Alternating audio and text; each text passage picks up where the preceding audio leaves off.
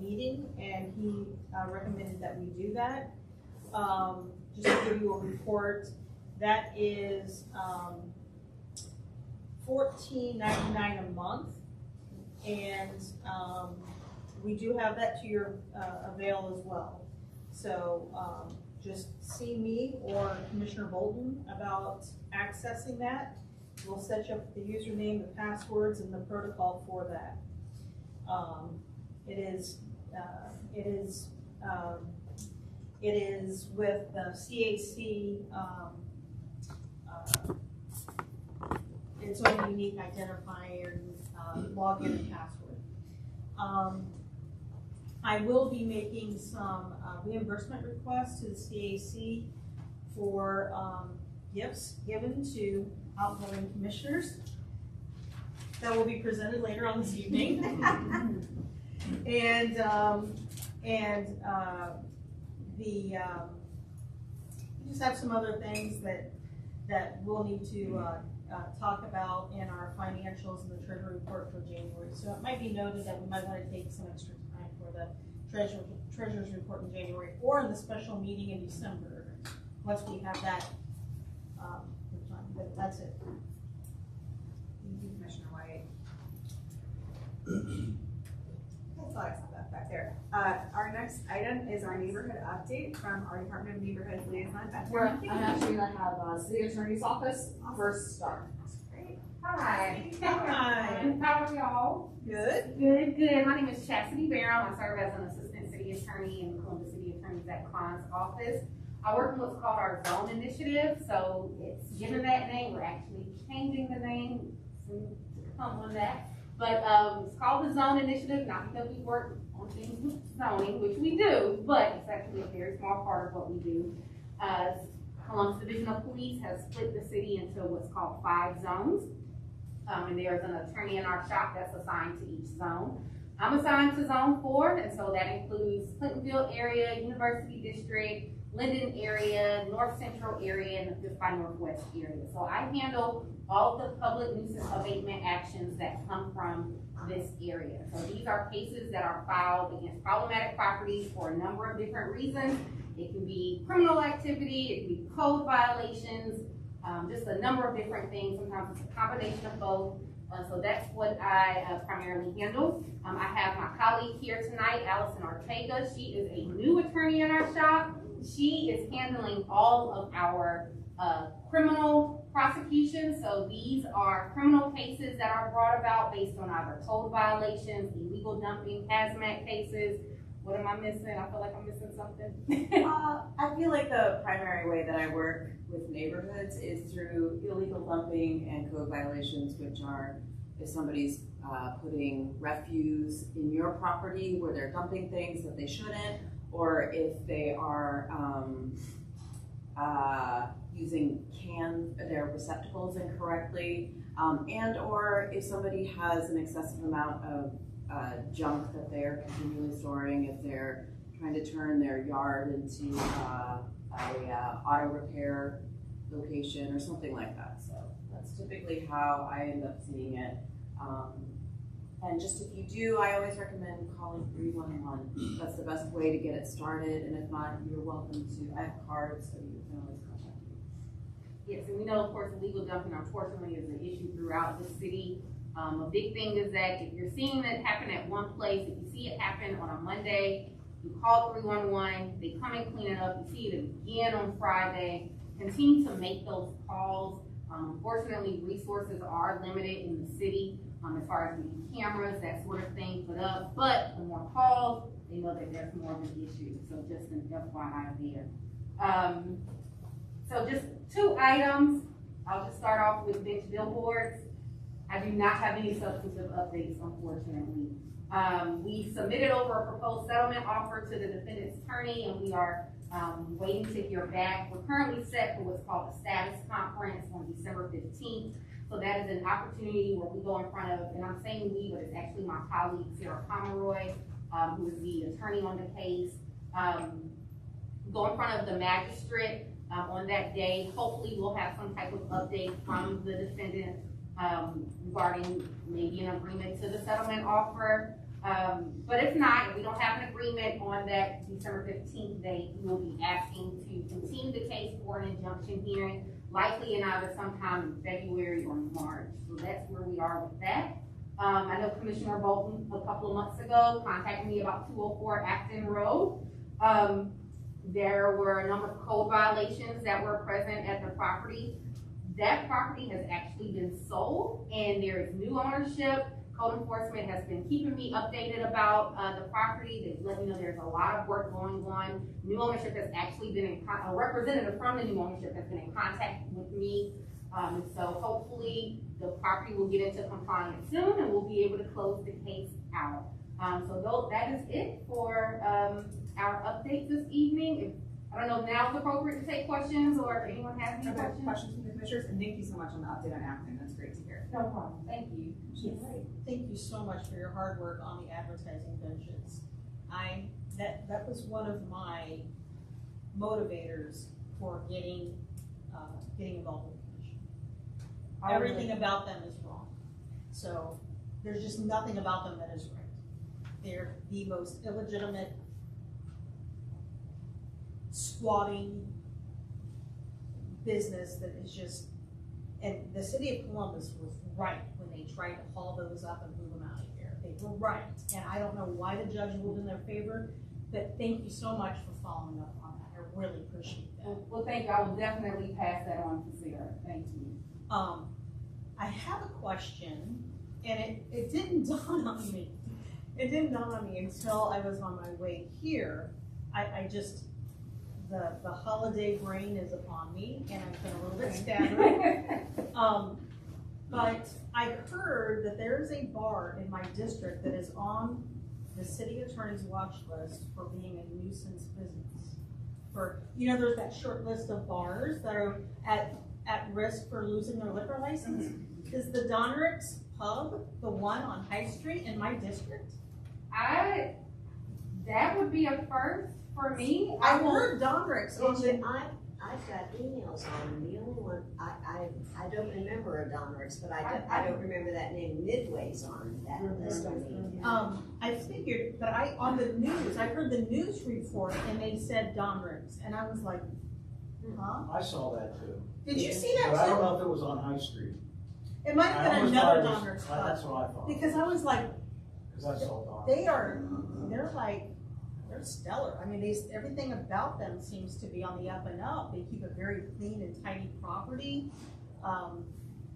just very together. And I thought, wow. There's 3 of us, Oh, there's 3 Donric's, okay. at least 3. So not the Donric's in District 9 then. No. Okay. If there are complaints regarding, like I said, that would be new to me, that name that wasn't even familiar. I don't know, I heard that on the news and I was like, not my Donric's. So, I mean, not that I've been there, but Yeah. it's in my district is what I mean. if there are complaints about Donric's, definitely let me know. We can start looking into it, and see what's there, but no. Okay, No, all right. we didn't submit that one to. Good. Good, no harm, no foul. Thank you. Any other questions? Yeah. Nobody showed up at the last court hearing for the benches, and so if they don't show up on the 15th, what do you expect the magistrate's gonna do? Slap them on the wrist or So, they just get an automatic continuation and it will be, keep blowing us off? it will be a continuation, and that, well, I can't say what for sure the magistrate will do, it would actually be improper for me to say, because I don't know. I believe just based on my experience, that it would be continued for an injunction hearing. Civil cases, arrest warrants aren't issued if you fail to attend court. The drawback to that though is that as long as we have good service, we can actually proceed on a hearing without you being there. So you don't have that opportunity to provide a defense or anything in mitigation compared to perhaps a criminal case where we couldn't proceed without you being here. So that's one. It is just one more step into holding them in contempt, right? Well, we can't hold them in contempt yet because we don't have an injunction. Okay, so, yes. that it is one more step to get to the injunction, right? Yes, Yeah, yes, okay. it is one more step. So if they're not there in December, what I think would end up happening is that the magistrate would continue it for an injunction hearing in either that February or March date unless there is some other factor involved. I can't imagine what it could be, but I always have to make allowances for that. Okay, thanks. Any other questions from the commission? Any questions from the public? Thank you so much for joining us tonight. Thank you. And that's Gary Keating from the Yes. Department of Neighborhoods. And I'm also gonna share updates from Harrison. He is at another meeting, so we're all wearing multiple hats. Okay, so the first thing is on December the 10th, commissioners, you should have an email that you received from David Hui about our next training series. It'll be held on Zoom about leading civil conversations. And new commissioners, I will be sending out. Excuse me, I'll take over my throat. Excuse me. Okay, I wanna make sure that you knew that the city is seeking new nominees for the 2022 Columbus Hall of Fame induction, and that information is on our homepage on columbus.gov. And I apologize, I'm gonna be real short here. Give me 1 second. No, take your note, you're fine. I think it's the, how to use the term, I don't know. You're besting. Instrumental, Interlude. yeah. I apologize. My allergies are, no, I'm allergic to pine and Christmas trees, so like. Oh. So like, yeah, so,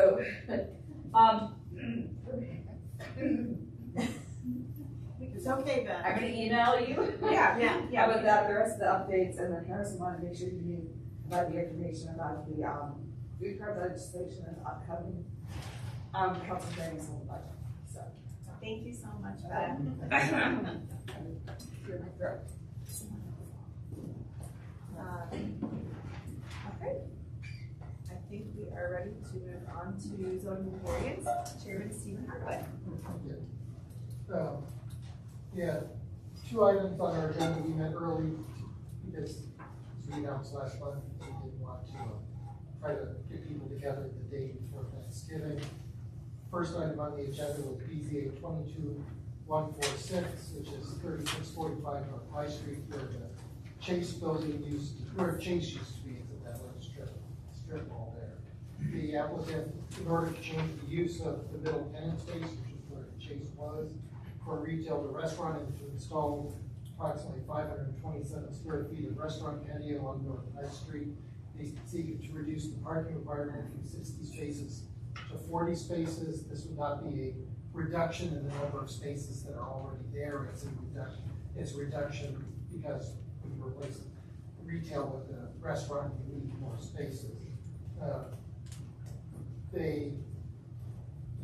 They got slipped that the prospective tenant, it would be 5 guys, whether you like them or dislike them. We always have to remember that this could be something else 5 years from now. So that we did also, one thing we did suggest to them that they look into is the whether they'd be open to reducing parking a few spots more in order to put accessible space, or put more accessible spaces in to make up for the variance. If they think it should be more intensive use, they should at least look into that. We had two neighbors show up, and their biggest concerns were closing time and dumpster service. And the applicant agreed as a condition of approval to close the business by 10 p.m., to install bike parking, and to, agree to specifically the 8 a.m. dumpster service. What exactly? It was 8 a.m. to a specific time dumpster service. They just don't want the dumpster emptied at 3 a.m. Yes, after 8 a.m. After 8 a.m. I don't know if we put a limit on that because technically, I guess, between 8 a.m. and 7:59 a.m. If someone really wanted to look at that.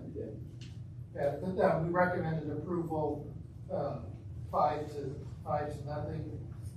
especially since the applicant was willing to address the concerns the community presented.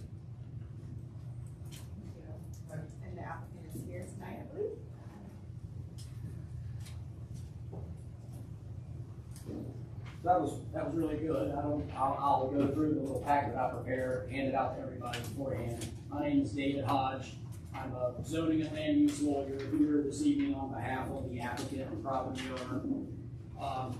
The handout that I gave you, if you just skip the 8.5 by 11 sheets and flip back, we'll just go through these quickly. I know all of you are familiar with the property, but the first page there is an aerial photograph. You see we're at the southwest corner of the intersection of High and Winthrop. We have a kind of a mixed retail building, 3 different tenant spaces. The northern space is Philosophy. This aerial shows Shanti Cafe. They were there at one point, but are long since gone. Chase has been there in the middle. Chase has moved out, and that's the space that we're here to talk about. And then there's a Sbarro Pizza on the southern end of the building. This aerial photograph is just right off of Google Maps. I didn't make that up, but it does a great job of showing you an example of how used this parking is and the fact that there are available spaces. More on that in just a second. The next page is another aerial photograph. Again, that is just right off of the city's CSR map. I'm not going to claim that the parking is that underutilized. They probably shot that at dawn.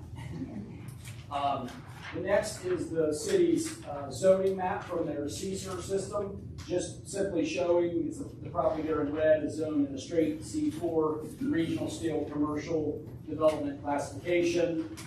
Next page is again the CSR map showing the city's land use recommendation for the property, which is mixed use. Flipping to the next couple of pages, it's some photographs of the property. You're all familiar with the building. It was done around 04, 05. Very nice building, very well maintained. Clinical Area Commission did its job, had that developer make certain commitments. Very mature buffering around the perimeter of this site to buffer this commercial use from residences on over to the west. Next is really just a simple site plan. We're not really asking to change anything on the site with this application. As Mr. Hardwick said, it's just a matter of 21 parking spaces due to the change of use of Chase to a very popular hamburger restaurant. And also, if you look at your site plan, converting the front of the Chase to some outdoor dining, so you have to park the patio space.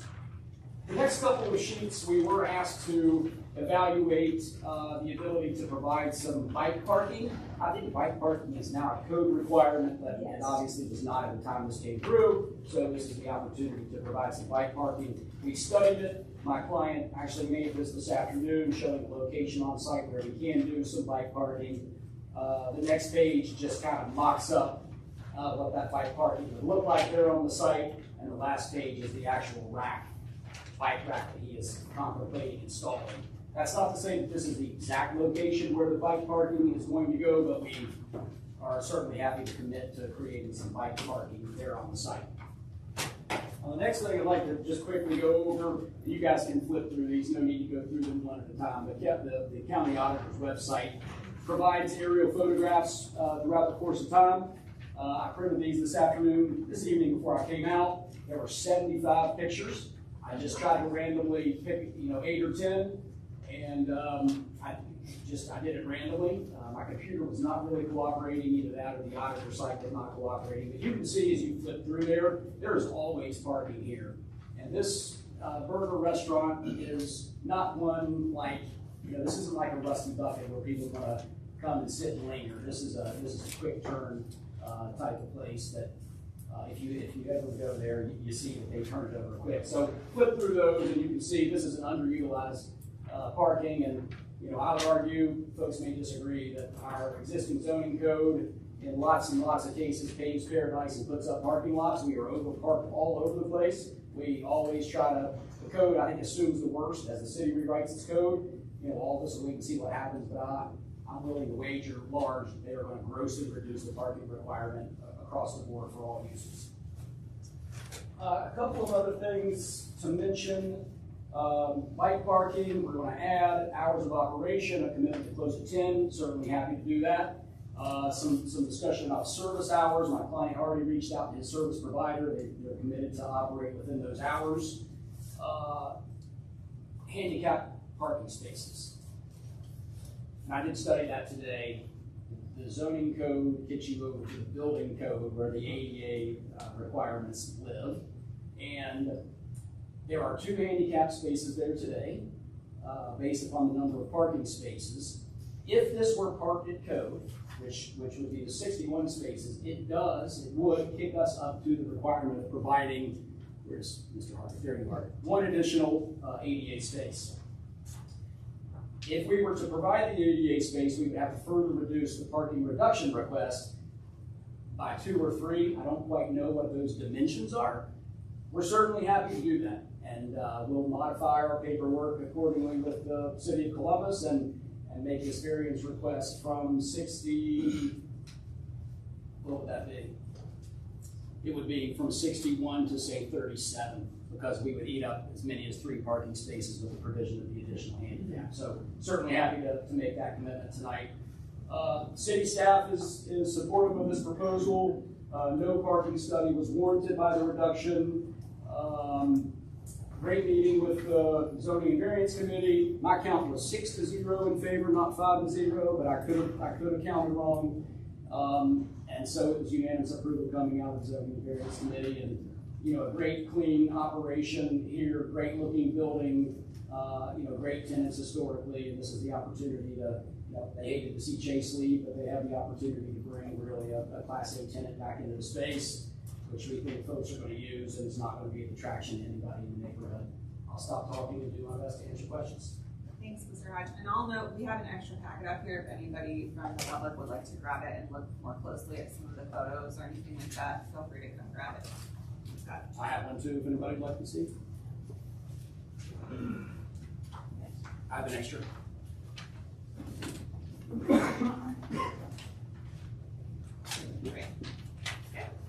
Great. Any questions from the commissioners? I have 2 questions. Yeah, please. This is my last meeting, so I'm gonna use all my time. So one of the things that I wanted to mention is if we're changing use from bank to food service, that may add more equipment on the roof. So I know that it's not necessarily under our purview to review that kind of thing, but I would ask just to pass on to be mindful of if you're replacing a rooftop unit and you have to use a curb adapter, that might add height, and then therefore the unit is visible from the street, as well as exhaust fans and things like that. I took a look at the parking, accessible parking, and I think that we've talked as a commission before about meeting the accessibility requirements relative to the original requirement of parking, not the post-variance requirement. And while the number is 60, and I think that everyone would be for more accessible parking, the thing that I would caution you against doing without just looking into it further is, since those 2 spots are at the front, the south corner of High Street, the code requires that the accessible route from the area of discharge from the vehicle doesn't travel behind traffic. So there's a little tiny sidewalk right there that goes up to the main sidewalk that goes across the drive aisle and goes back into the front. So if you were to add a 3rd spot in that area, then it may require you to take out the tree, and that could trigger a whole other set of issues. So while me personally, I'm for accessible parking, that could potentially hurt things. So I just, if you can do it and make it work, and you're not having someone get out of the vehicle and then drive into a drive lane to get across, the drive-through area of the Saguaro, I think that, that would be great. I do have a question for Stephen Hardwick. I don't know what the latest is on bicycle parking requirements in the city of Columbus. A lot of the projects I've been doing lately are in California, and they really love their bike parking and standardized details. But do you know if the city of Columbus at all has requirements for concrete paths or areas around bike parking, or if it's just like you put a bike rack and it's good to go? I don't know of any requirements. Oh, I don't know any quality requirements. Because there could also be bike parking there, there used to be bike parking there. Yeah, it seems like there might be. So that was the only other thing that I was gonna offer was that, while the bike parking is great, I think everybody's, for that kind of thing. Just be mindful of the fact that, if they decide to change the rules all of a sudden, you're getting zoning changes as well, that, that all of a sudden there might be standardized detail. And that good intention of bike parking then turns into a requirement of like, pouring all this concrete and then tree falls down because it's too much concrete here. And so that's how city work goes, I guess. Yeah, and so the detail that we provided, I'm not sure if the city has standardized it. I think when it's in the right of way, this would be the too simple use as opposed to what he's proposing. But we're happy to commit to do whatever the city standard is here. So that's all I was gonna say is, I think the biggest thing is be mindful of rooftop equipment and then, the accessible parking, making sure that, I think we're all for it, but be careful on the maneuverability and accessible route. Sure. Thank you. Questions from other commissioners? Commissioner Wetzel? I just wanted to clarify from the minutes and zoning and variance, it was mentioned that there's no on-street parking, but there is. The sign says no stopping 7 to 9, but otherwise there is perhaps 3 spaces. Along Highbury? Yes. Yeah, I only knew it and knew to go recheck my knowledge, because I used to be a Chase customer, and if the bank was closed, the ATM was in the front, and so rather than, walk clear around the building, I would park in front and go into the ATM. So I know that it is, not from 7 to 9 to 5, I don't think 5 guys is ever. So, Thank you. Yeah, it does say no stopping 7 to 9 a.m. weekdays. yeah. Any other, Commissioner Wetzel? How many spaces are there currently? 40, And how many spaces are required by the other businesses? 30. The other 2 businesses? Oh, the other two. How many spaces are those businesses required to have? Don't have that breakdown. One's the Philosophy Spa and the other is the Spa. And I don't know that. I don't have that square footage breakdown with me. We could probably back into the number if you want to take a second to do it. I gave one of the packets away though. There's an extra right here. It's really too bad that Sabaro has a drive-up window. Because just having that drive-up lane to a neighborhood eatery that, just seems like that drive-through lane is just taking up so many valuable parking spaces. What? Well, I'm not gonna be able to figure it out, Mr. Motil, because I don't know the square footage of the Sparrow, so I can't, I don't know the answer to your question. Okay, that's okay, thanks. There's a thing in Stevens minutes, and it says there were promises broken when the building went in. Stephen, do you know anything about what those promises might be? Yeah, I think that those are from neighbors. I think some of it was trash pickup. They thought trash pickup. I remember trash pickup. They thought it was not going to be as early as it was. Right, I remember having a conversation about that, and that they definitely didn't want it at night and whatever, And I connected with this, and Yeah. the owner agreed to a condition that probably BZA must not have approved, that said only, because that was a Caribou instead of Sabaro, it said only, no food, only drinks are supposed to go. Oh, no, we did discuss that. You did this, is that That came through, at one point, because when it was Caribou, it was specified, drinks only. and then you had to change it. But we either changed it or determined that a drive-through is a drive-through, so. Yeah, any other The comments? Yoder place was where philosophy, I was trying to think of where the Yoder place was. Yes, that's where it was, yes. Ruby Spoon. Yeah, with all the sprinklers and everything. I love that. And the other thing, just like a comment, this would be a great place to have a crosswalk across High Street. So just, yeah, activity is gonna increase there, so. Yeah. Thank you. Thanks. Mr. White, I just wanna say thank you for the addition of the bike rack. Thank you so much. It used to be, and I don't know what happened to this, but 311, you used to be able to go on the 311 and submit a request a bicycle rack. That's gone away. Well, I think we're going to have a 311 training soon, so maybe we could bring that up with their staff. Like, they used to have it, I used to request them all the time. Now, it's gone. Any other commissioner questions? I believe we have a question from soon-to-be commissioner. Now we're starting to get bigger electric cargo bikes, especially the kind of people who might like their kids to a fire guys. A cargo bike? Yeah, they're electric bikes. I've seen quite a few of them around. Bringing kids to school. And the U-Rack would accommodate that. Any other questions or comments from the public? Are we prepared to vote? Commissioner Wetzel? I wanna make an amendment to this, again, to make sure that the correct bicycle rack is included with this. For the URAC? We do that officially. Is there a second for, We just made it a condition, right? of the vote? Okay, so we'll include it in the SRF form of the city? Yep. Okay, great. All right, thanks, Commissioner I Wetzel. vote yes. Did you want, the accessible parking issue, did you want to do something about that? I'm just putting that back. Yeah, I appreciate it. Really miss David sometimes.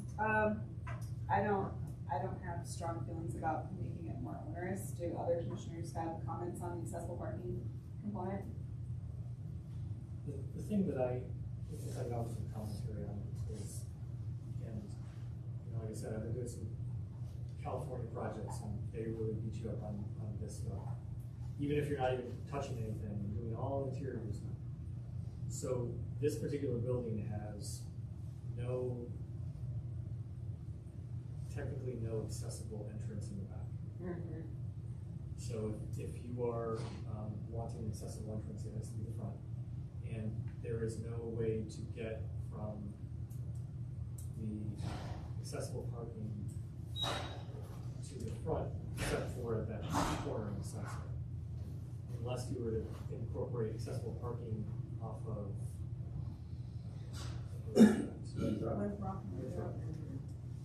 so that, you would have to kind of just go out the curb cut onto the sidewalk and go around.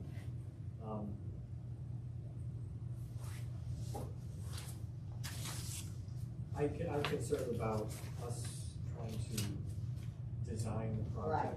Right.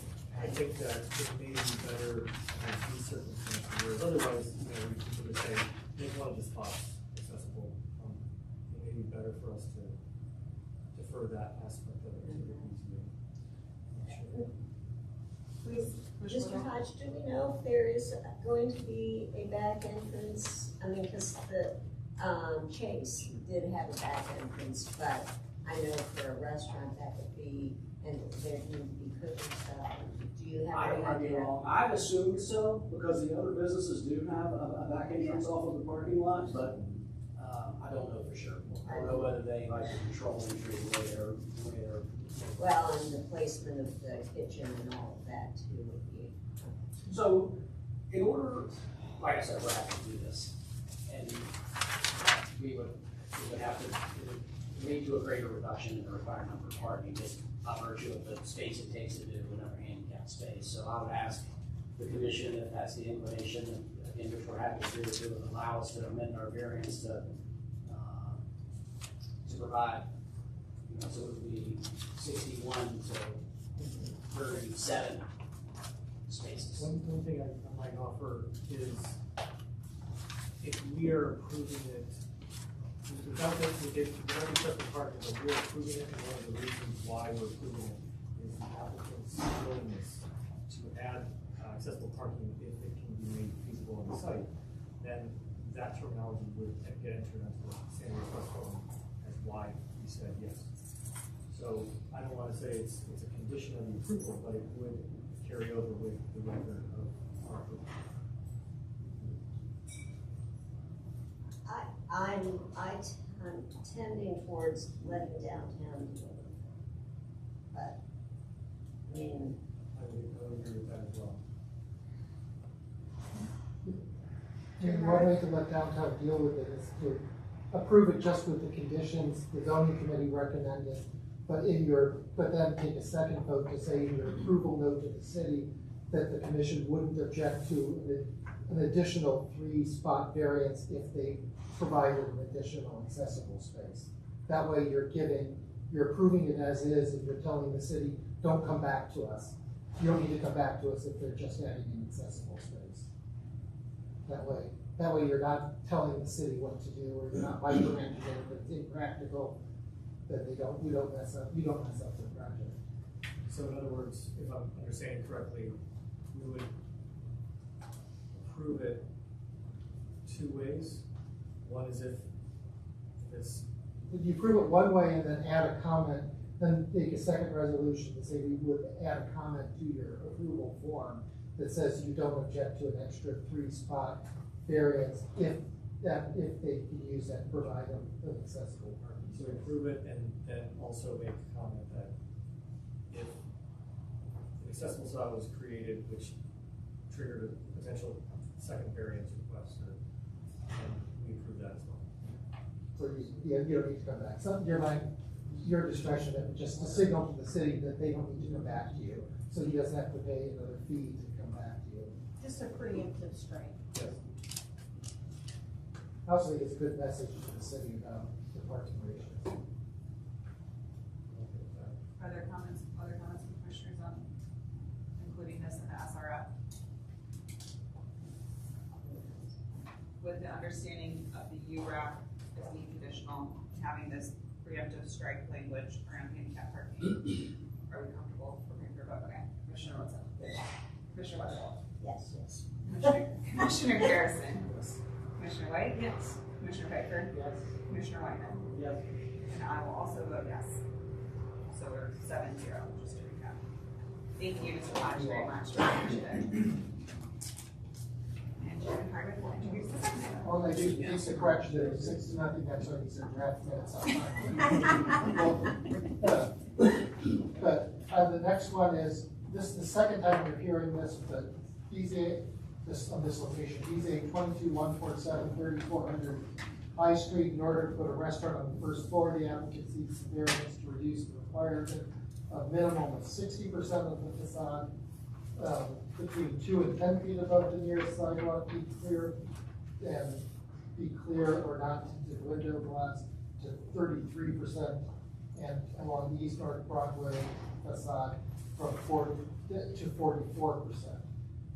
They previously had variance to put a restaurant in there, deal with parking. They have all sorts of parking arrangements they've negotiated with the school district for employee parking. They're making, I can't remember the others, so they did work hard on that.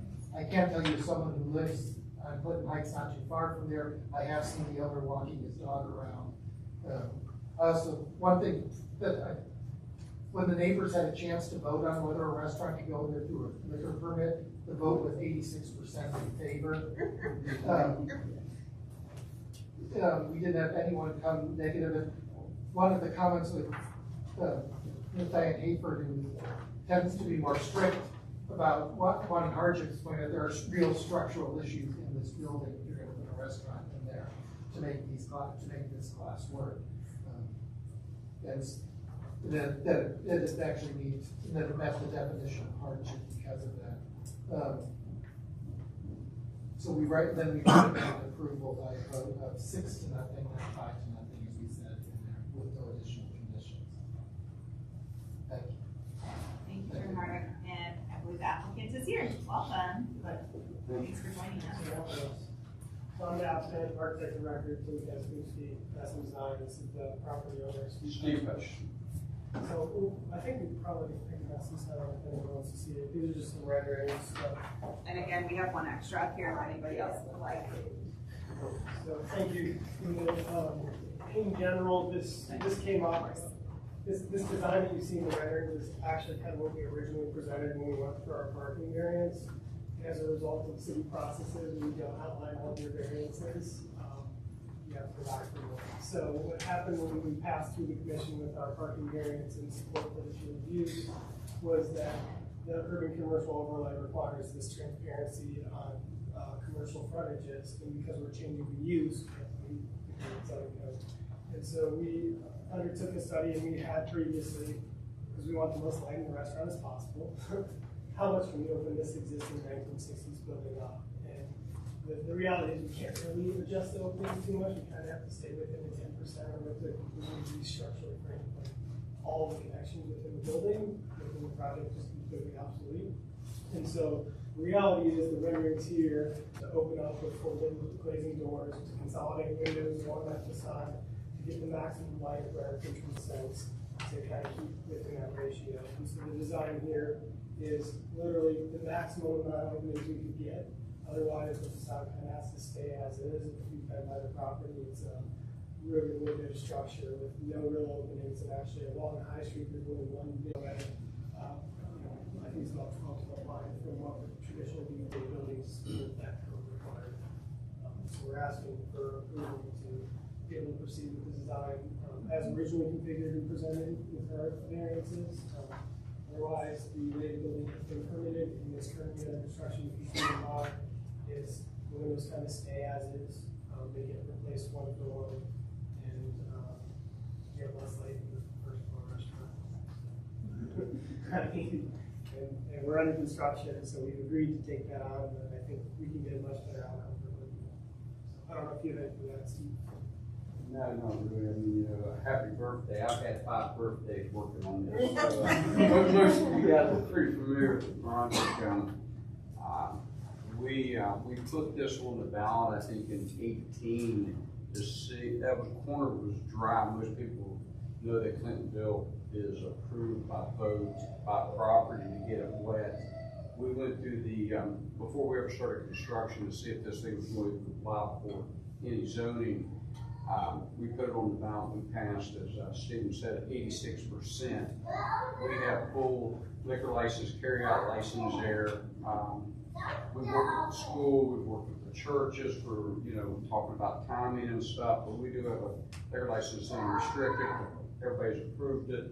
Most people stop by now, they're anxious to know if we're going to get this thing done. But we currently don't have an operator. We had an Italian operator to start with, and that kind of fizzled out here a couple months ago, so we're looking for an operator in there that will be a very good fit. Our office is in the building, so we want to find a fit for the community. We're really anxious to bring something to the community where people can have walk in and come up and sit around, sit out on the patio, wait on their kids to get, out of school to come over and sit on the patio also. So the Tim done a great job designing it. It has a fire pit on the patio to go out and sit. The patio will be heated from the inside of it, so we'll hopefully get almost, 8 months a year here in Central Ohio. It'll sit about 40 people. One of the openings on the patio, you'll see like a 5-foot, it is right on this side. We added the opening there. So what Ohio liquor laws and stuff is you have to keep the area where you're serving alcohol enclosed. So initially we had you coming out the front door where the ramp is, then you had to open a gate, go out to the patio. So we added that additional opening there. So if you're out on the patio dining or something, when you go to the restroom, or go back in the bar and get a beer or something, you can just walk right out of the patio, walk into the bar, go back to the restrooms and stuff. That was another added thing that after we came back and looked at the openings and what our compliance was, we added that one to make it more friendly and, if you walk traffic. Change from a window to a door. Yeah. Yeah, initially it was a window that went up and down. We decided, hey, this will make it nice. We'll put another 5-foot in there, and that'll be about 5-foot opening for people to walk in and out. I think the only other things that aren't related to the variance, but are to explain why it's taken so long as part of changing the use was the construction type of the building was such that To do the restaurant, they were gonna allow us to just, have the new rating. We had a full new sprinkler in the building. And so Hutch made the decision to bring in a new fire suppression to make the entire building safer. That was a huge dollar item, and it also forced them to kind of have some tenant turnover to do construction. So that's led to a delay, and that was kind of an unforeseen thing based on preliminary conversations with the building department. But as you know, these things take a while. Different people have different input, and we in the end believe that with a great restaurant, there'll be great office tenants, the neighborhood will be better. And then one thing I would like to recap about the project is we've addressed accessibility. I heard today at the committee, there was a number of things related to parking. There's a ramp from High Street where currently there's steps. There's a cross. We regraded. We're gonna end up regrading the sidewalk to have east-north Broadway access as well. So we kind of have two main frontage accesses. And then internally, the building is actually split. So it's a 16-inch difference from where you would enter on the main east-north Broadway thing to the High Street side elevation within the building. And he just poured a ramp there to allow accessibility. The front part of the building has like 13-foot ceilings, and the rear where the kitchen is unfortunately has 10 foot, so that also added cost for footage and stuff. It's, you think, hey, we're gonna put, initially I thought, hey, we'll put a restaurant on the first floor. Then if you get going down this path, and I guess I'm too hard-headed to pull back out at this point, keep going, but yeah, we're sprinkling the building. That added, it'll add close to $400,000 to the project.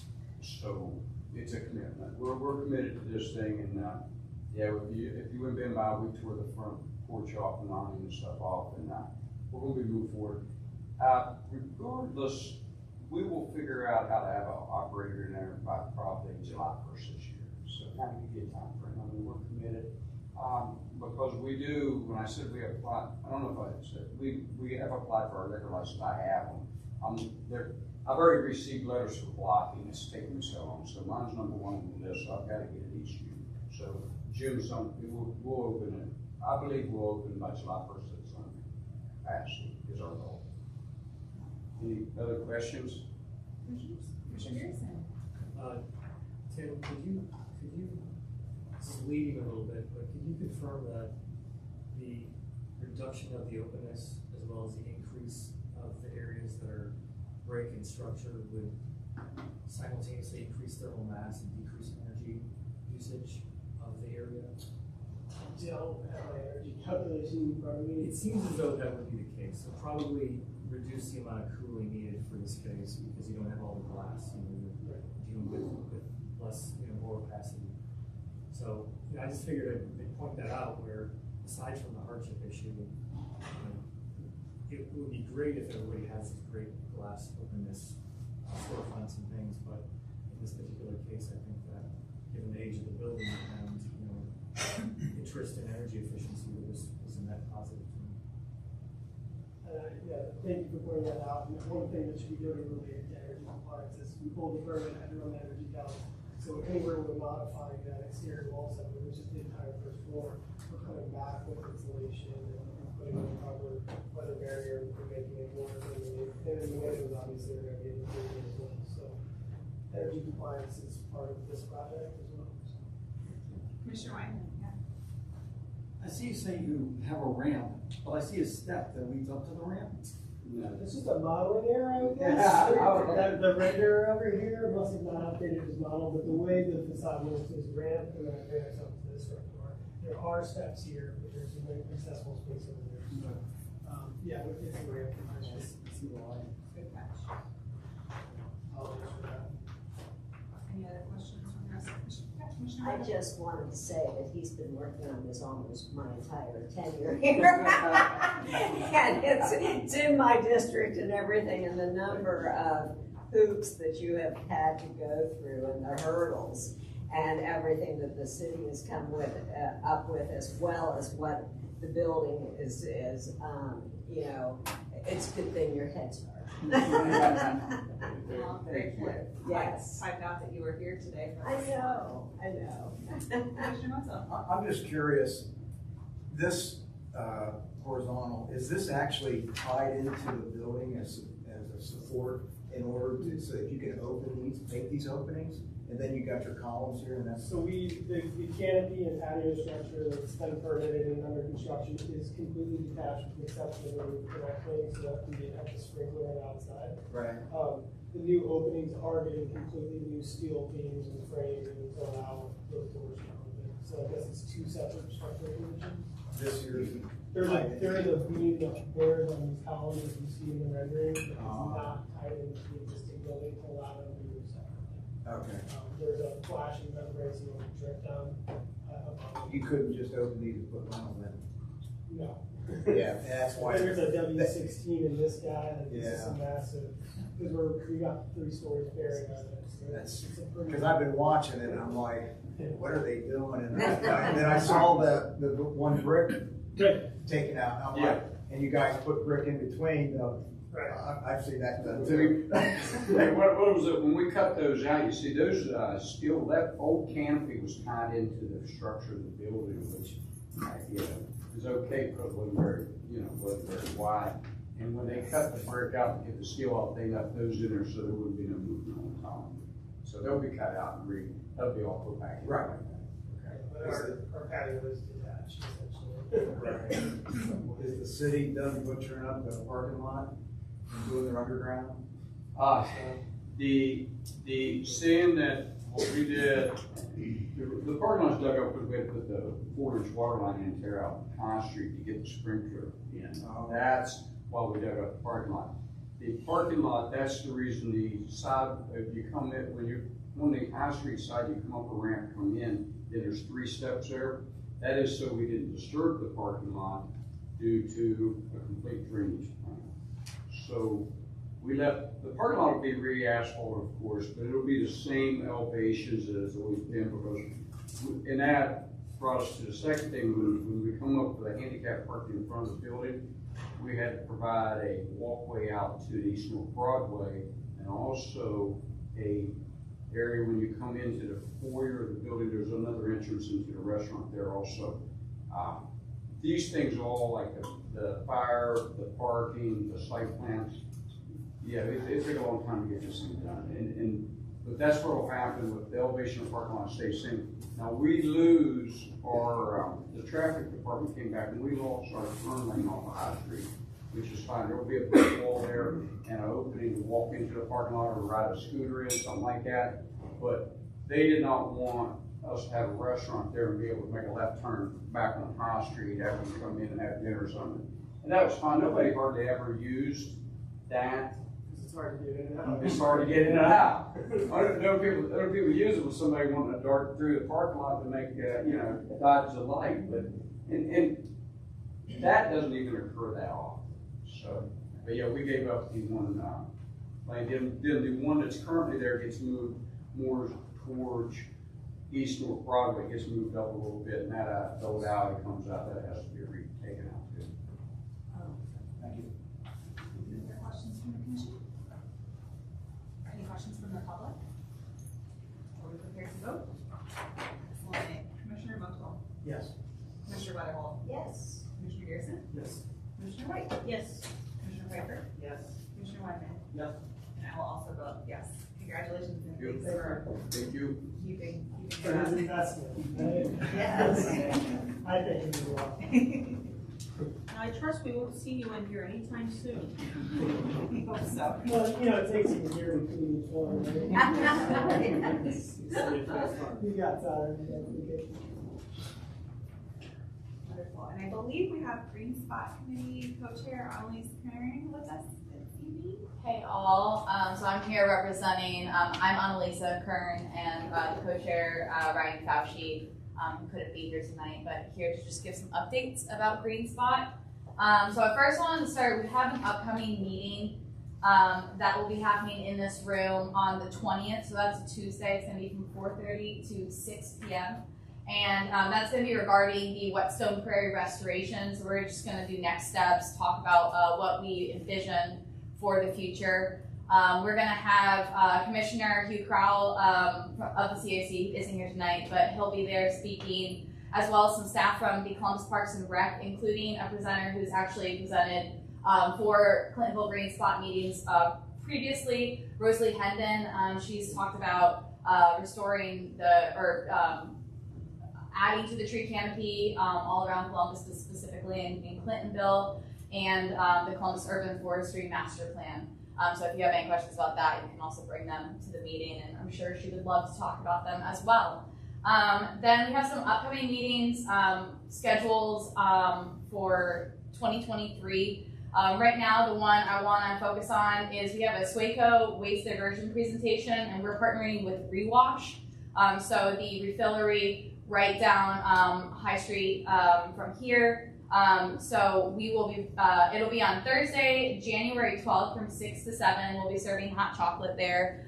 So hope to see you there. And we're just going to talk about waste diversion. We're going to have a presenter from SWACO who's going to come. So bring your questions. If you have questions about our landfill, if you have questions about recycling, if you have questions just about maybe we tried to do it right in the beginning of January, thinking that there's going to be a lot of people that are going to make that New Year's resolution to be more sustainable. So first thing I would say recommend is follow Green Spot. But second thing is come to this meeting and you might need some ways to kickstart that sustainability goal that you have. So this is a great way to do that, and you'll get hot chocolate. So it's a win-win. Is that at Rewash, you said? This is at Rewash, yeah. And so all the stuff that I'm talking about now, these events, they'll also be on our Facebook page as well as our Instagram page. And if you want to join our email list, come see me after the meeting. But if you're searching Facebook or Instagram, it's just at Clintonville Green Spot. Not to be confused with Columbus Green Spot, our mother arch. But then we some other things to just touch upon. Just this week, Cub Scouts. So the committee helped with Lion Scouts, which are the kindergarten age. We helped those scouts earn their Animal Kingdom requirement. And I just want to point out, saving energy, picking up litter, and learning about civic activities is a huge part of any school age or other civic clubs. And so I wanted to point this out. This is something that we have from Columbus Green Spot. It's a book that just kind of talks.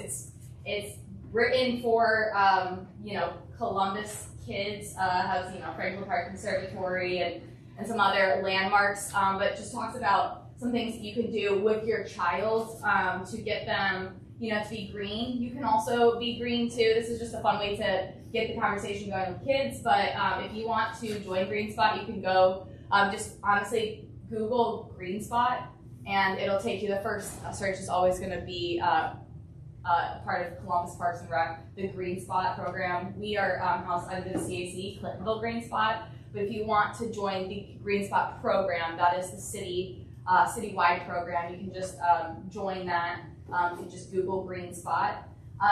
So I also wanted to say that Clintonville Green Spot, though, we have the most Green Spot participants of any of the Green Spot neighborhoods. So let's keep going into 2023 and knock all the other neighborhoods out of the water. Now, another thing is we have done some stuff at Clintonville Women's Club. So this fall, volunteers put in some effort out back, the Outback entranceway between the parking lot and the club. We planted 12 shrubs and 60 native flowering plants. We cut back honeysuckle with volunteers, and we used excess Comtil left over from our Fire Station 19 project. And so I just want to thank Flo and Green Columbus for their free native plants and the logistical support that they offered. And work will continue on this project starting next year once the ground is unfrozen. So looking forward to that. Breedwort Park, if you have been following along, we originally were planning to apply for a 614 Beautiful grant, but that was not submitted. BJ White was instrumental in kind of bringing us together for that. Unfortunately, we found out that the park is already scheduled for some upgrades and improvements by Columbus Park. And given the pending work to improve the parks themselves, we didn't receive approval to go ahead with our grant proposal from Columbus Parks. So great news that Breedwort Park will be getting some much needed TLC. And if you have any questions about that, or if you have any comments about, those types of what you might want to see at Brevard Park, please direct them to the parks. We are no longer a part of that, but we will be. Also, we have a vested interest in that because we are part of the Clintonville community as well. And then lastly, Fire Station 19, I've talked about before, but that's a really big thing for us. We did a lot of work there this past year, thanks to a $1,000 conservation mini grant from Franklin County Soil and Water, as well as lots of creative solutions from partners and volunteers and members of the community. You might have seen we multiple beds. We took out a lot of invasive plants, like vines and morning glory, as well as, actually I don't think there was honeysuckle there, but we took a lot of invasive plants out and we had to keep doing that. Then we planted a bunch of native pollinator plants. We had generalized plants, but also specialized plants, like you've heard of the monarch butterfly. The only thing that monarch caterpillars will eat are milkweed. So if you don't have milkweed, then you will not have monarchs. So we planted a ton of milkweed. We also have collected some of the seed pods to plant either, there's still a little time this winter if it keeps warming up and cooling down, but then to plant next year as well as to give away. We hope to give away some native seed pods to the community, Soldago, black-eyed Susan, other types of native plants. So keep an eye on that. Again, follow us on Instagram or Facebook, or come to me and join our email list. If you want some more information about that or tree giveaways, we always try and partner with Green Columbus and 614 Beautiful and giveaways like that. And then last but not least, you'll also notice that at Fire Station 19, we partnered with an OSU student who's doing her graduate project. She is tracking the insects that are visiting our gardens. She has multiple sites throughout Columbus, and basically what she's trying to prove is that when you take away invasives and you replace them with native pollinator plants, or just native plants, you don't have to say pollinator plants, all natives are going to be pollinator plants.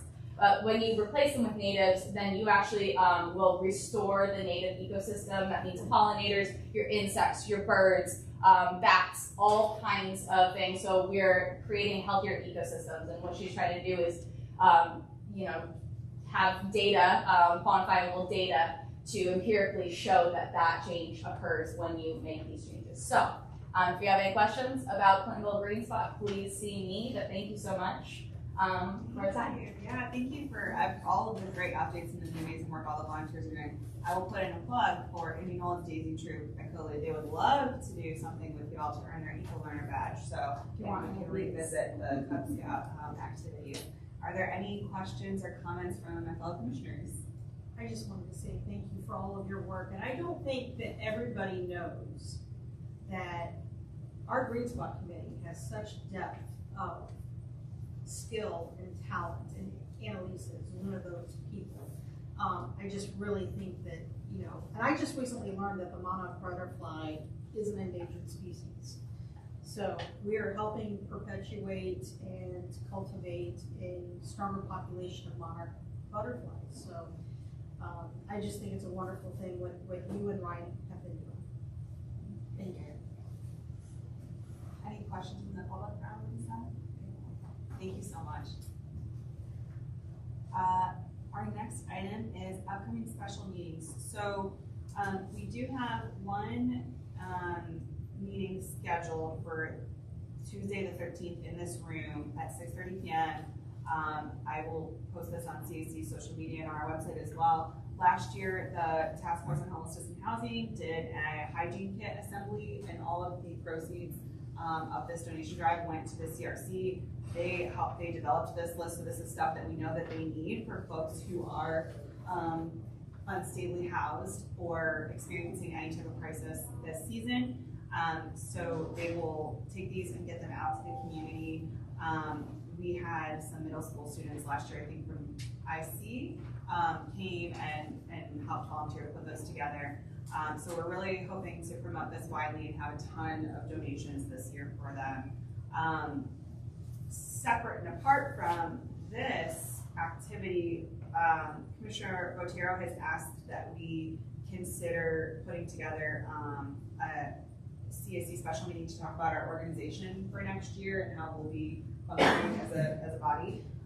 So I suggested that if this date happens to work for many of us, since we already have this room held, we could do the hygiene kit drive. Any commissioners who are interested in helping pack bags could do that, and then segue into the organizational meeting to talk about 2023 commission structure. So I'll open it up for discussion if folks are able to do it that evening, or perhaps we could do a doodle over email if we need to do that, if that's easier, but we wanted to make a public announcement that we will be having an organizational meeting at some point between now and the holidays. How long does that usually take? So this would be done probably within 45 minutes, would be my guess. We could start having our organizational conversation probably around 7:15. So 7:15, Tuesday the 13th would be when we started business. On borders. You gonna be there? You available? All right. Yeah. Okay, and I can run this past Donna as well. I know it works for Commissioner Rotero. Okay. 1.5 and 4.5. That's important, Brian. I understand. That's important. Okay, thank you. So we'll tentatively plan for the evening of the 13th. We'll confirm this over email and get much public notice out as possible. Great. Moving on to, I believe, the next item is farewells. So I think we should do this one by one. I think we should just recognize you one at a time and appreciate you. And so I think we should start as we vote with Commissioner Motel. And I know that your time on this specific body may have been shorter than some of your other outgoing colleagues, but your dedication, heart, and I personally homelessness meeting and all have made that a life mission of yours, and I am so appreciative of that. And I just personally am also in awe of how responsive you are, not just to the other commissioners, but to your constituents. I think any email I've ever seen you included on instant, and you have just put in so much time with your community and with your constituents. So thank you for everything you've done, Commissioner Motel. Commissioner Motil, you know what else you're very passionate about? What's that? Basketball. Oh, wow, I wish I could still play. Basketball. With my knee. Basketball, the way that you promote, work with Parks and Rec, and you try to promote, put more basketball courts, Yeah, Friendships are made on the basketball court, right? That's right. Right? Keeps the kids off the street. Well, yeah. I even brought my Sharpie. I wouldn't even sign it. But it's a logo ball, so even if you don't want to play with it, it'll be nice desk candy. But No, it won't sit on a desk. But there you go. It'll get used. and Thanks, appreciate it. I'm sure Libby would sign it for me too. But anyway, I just really appreciate you stepping up in the time of need, and you've never been one to really need a label or a title to fight hard. I've got plenty of labels. Well, We can't repeat them all here. that's right. When we needed you, you showed up in our time of need. I appreciate that. That's, I appreciate it.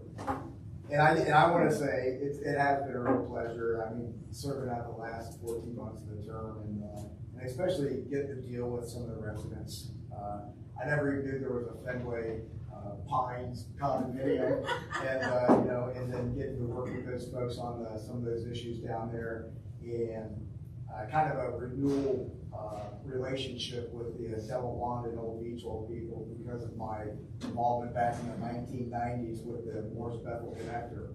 I was real involved with that. I actually was running for state rep at the time in '98, and my opponent lived in Old Beachville, and so I had to get him out to force an answer from him. Are you for or against this thing? And he finally came out against it, but that was part of my campaign, was that connector. And so, again, meeting with those people, a lot of them still live there. I've been there for a long time. And then, of course, the working here with Parks and Recs has been a real pleasure on some of the projects, the ball court. I'm gonna make sure that that thing does get put into, believe me. Because I'll still be involved in tunnel and doing my thing, and they're probably, without a doubt, my favorite department, Direction Parks. Easiest one, you know, the politics isn't there, and like the other departments and such, so it just takes forever to get anything, and they're so underfunded, unfortunately. Again, that's something that hopefully I'll be able to address someday. But again, you all know I'll be back in some form or fashion as a resident, or hopefully as a candidate for mayor next year.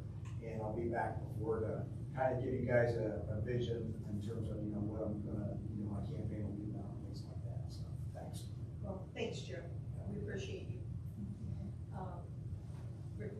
Yes, next up, Commissioner Weatherwell. My first memory of Commissioner Weatherwell is when I first was elected, I tried to start reaching out, and it was during COVID, and I hadn't yet actually been to an in-person CAC meeting.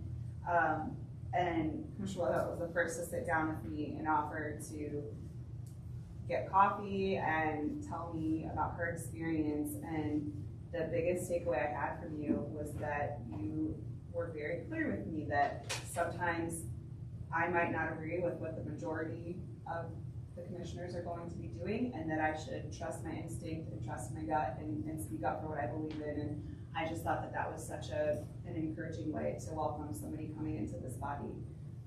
So I have since just learned so much from the way that you conduct yourself and how you lead meetings and how you treat your neighbors and witnesses and folks coming out. This isn't like a legislative committee, but folks coming to present, presenters, and just the civility and the discourse that you lead in such a collegiate way and in a smart and encouraging way to get folks conversing. So thank you for setting a great example for our community.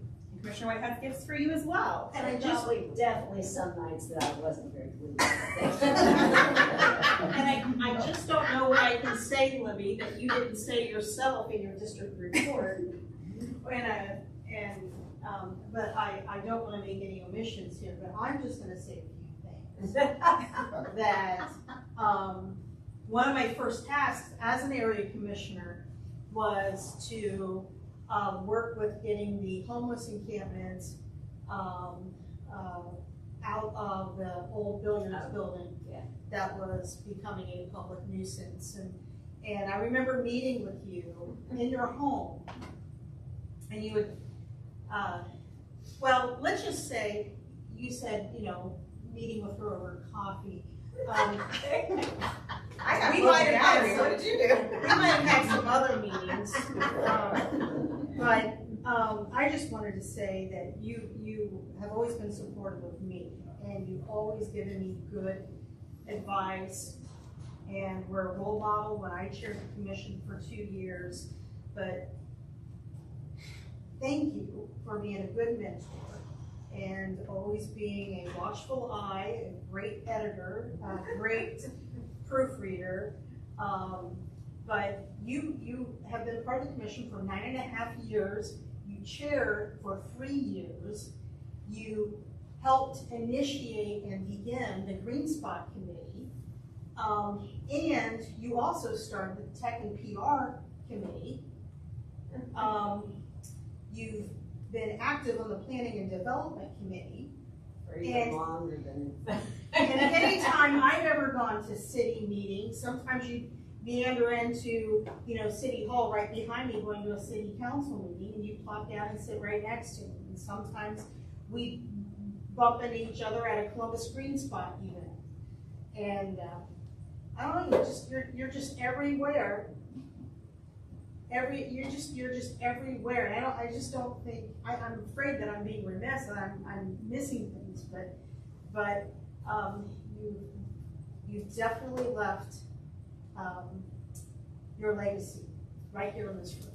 So I got you a little bottle of wine. There's a little novelty gift in there and a card. Oh, okay. But it's not going to be one of those things that you say, hey, I served 9 years on the commission and all I got was a bottle of wine. But what Annalise said is Brevoort Park is undergoing a little bit of rejuvenation and getting spruced up. And I think it was probably the best no I've ever heard in terms of business and personal in my life to say, no, you're not gonna submit that grant application, but here's why. And it's weird that none of us knew that that was happening.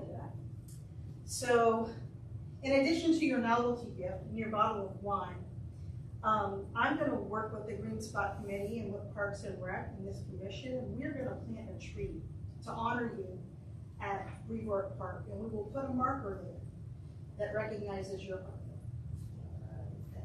Thanks.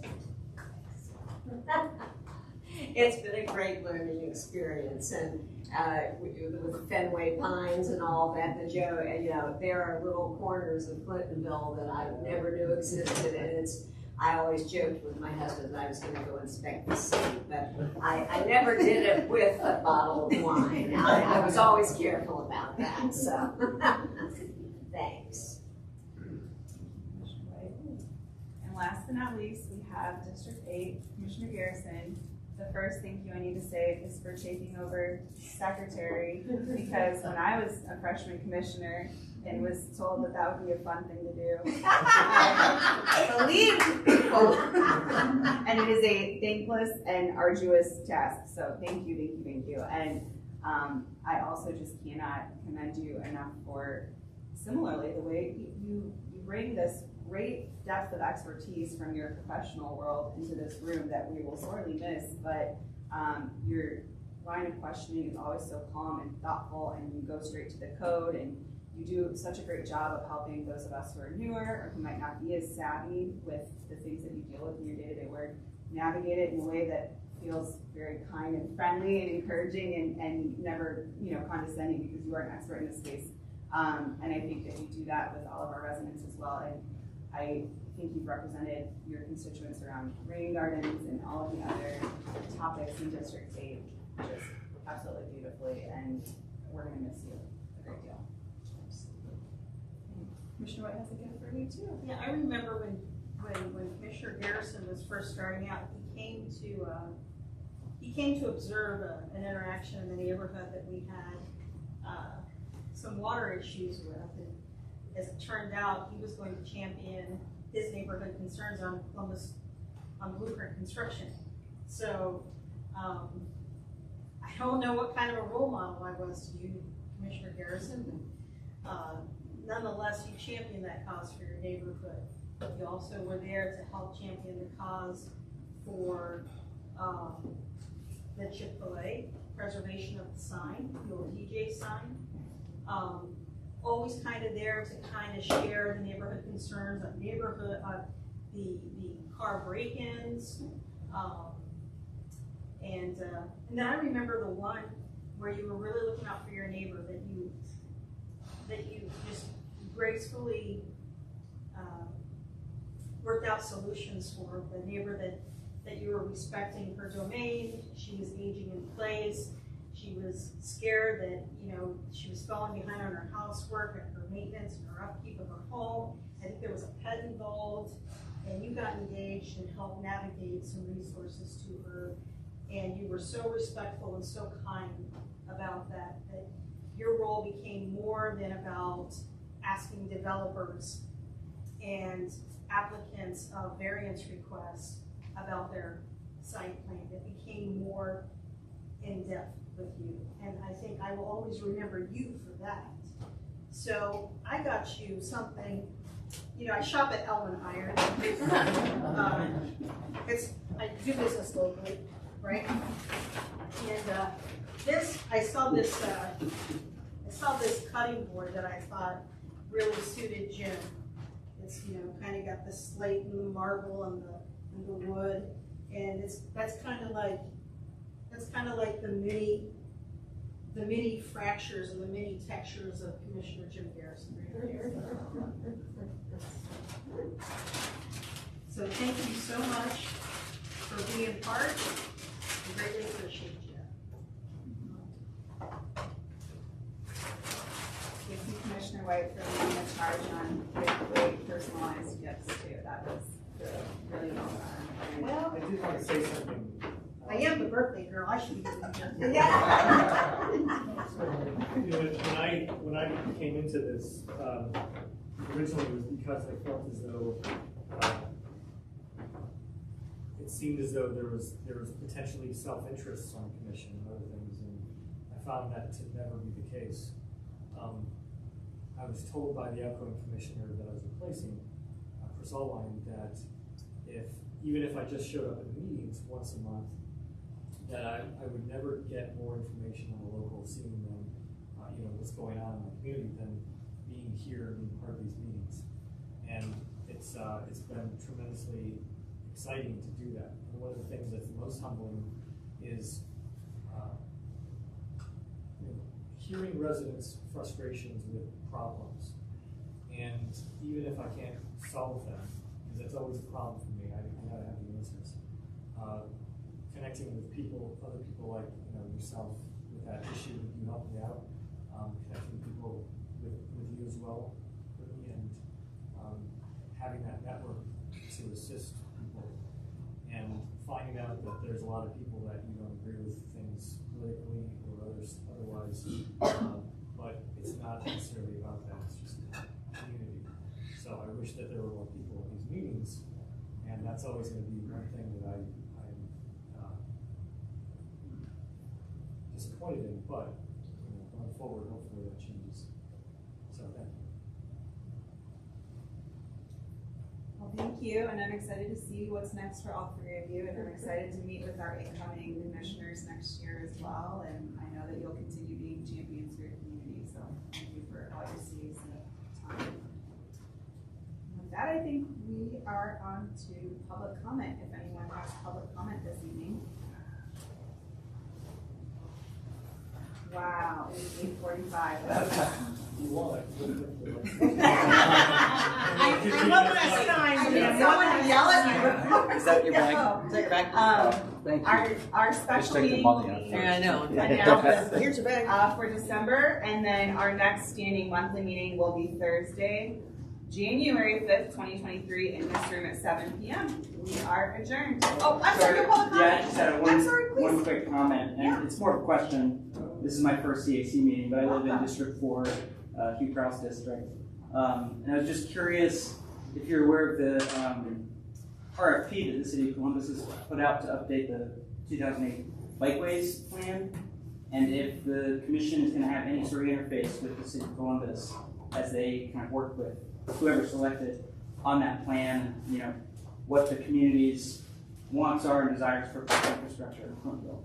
There are other commissioners here who have worked more closely on the bikeways plan over the years, and I know we have different components that we've had presentations on, the Olentangy Trail Connector, obviously the Beach Wall Connector. We've had a lot of different components piecemeal before us as a body since I've been elected. I would encourage you, and of course we will be hearing from the planning and development, which did help develop the neighborhood bikeways, and has a mobility plan, and the entire commission has a mobility plan.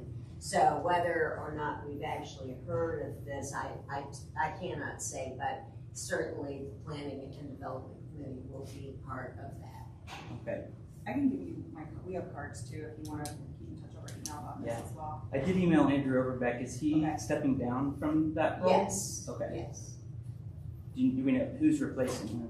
I think there are plans, but that is up to the chair of the commission after. I think we'll probably touch on the committees as well. We didn't sketch out because Commissioner Chair couldn't really, we'll probably talk about committees as well at the next special meeting. Okay. So if you follow us on Facebook or if you sign up for the ClintonVilleAreaCommission.org web email updates, you'll get a notice about that meeting time too. Great. Thank you. Great. Any other comments? Okay. Motion to adjourn? Give your email address. Sure. Yeah. I'm going to give information. Is yours the urban area one? Yeah. I have a cargo bike as well, family cargo bike.